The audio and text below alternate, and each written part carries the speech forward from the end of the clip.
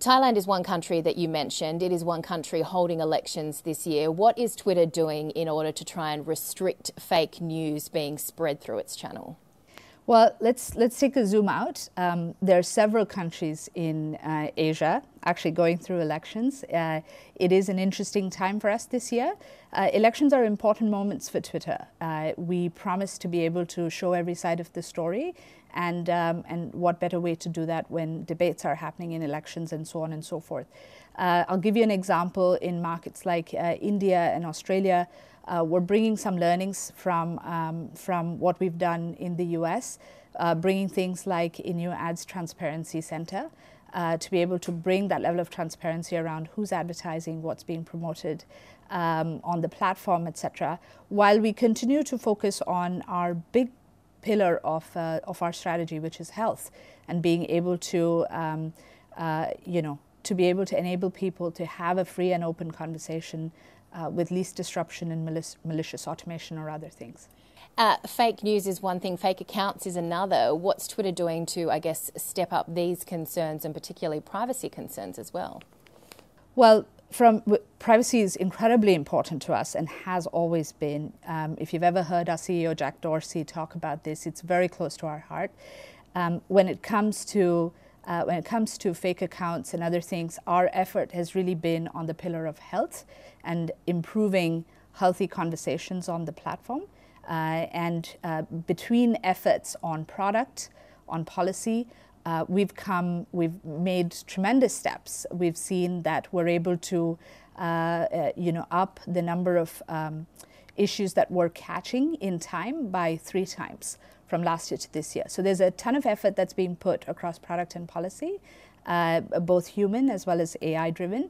And we're seeing that we're making great strides there. So is AI really the front runner in terms of moving forward with, I guess, trying to crack down on fake accounts, but also streamline the content?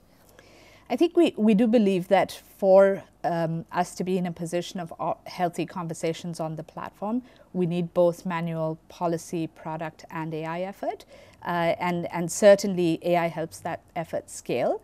And to the same extent, our efforts in video on the platform help our advertisers be able to get to healthy and brand safe advertising conversations. So we use this approach across both sides of our business. How do you try to bring back some of the users who left before the platform had evolved?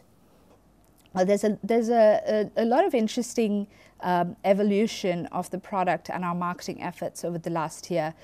Interesting use of notifications and marketing to consumers has been one example of being able to remind users of the experience and the evolving experience on Twitter.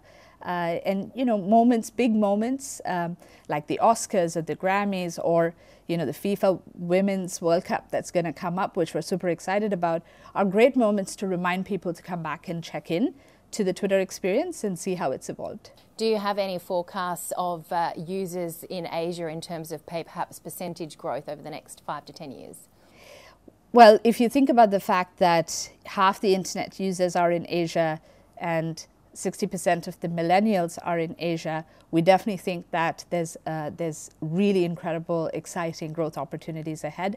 I obviously am not at liberty to be able to share percentages, but it definitely makes for exciting times. We are celebrating International Women's Day. I wanted to ask you, as a female leader who importantly also took over from another female leader, what would you do to encourage bridging the gender equality gap?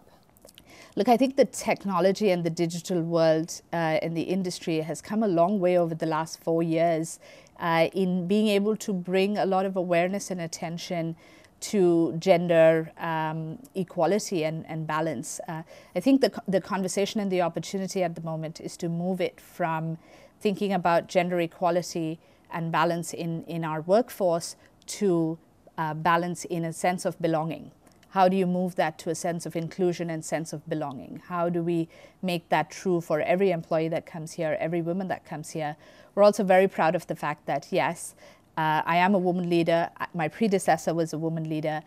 We see it pay off in spades. Our strategy around being inclusive and developing our female talent Nearly 2/3 of our 2019 promotions in Asia Pacific went to women, deserving women, and we think that this is an outcome of the strategy of being able to mentor, nurture, have the right policies in place, and thoughtful inclusion.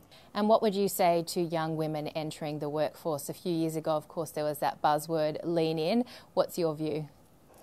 Well, I think women should feel empowered to demand their rightful place. And I think that's a wasted opportunity if they don't, because increasingly there's attention and awareness and willingness to be able to have them have a seat at the table. So I'd say demand your rightful position to any woman coming up into the workforce now. Great to get your insights. Thanks so much for joining us. Thank you, Juliet.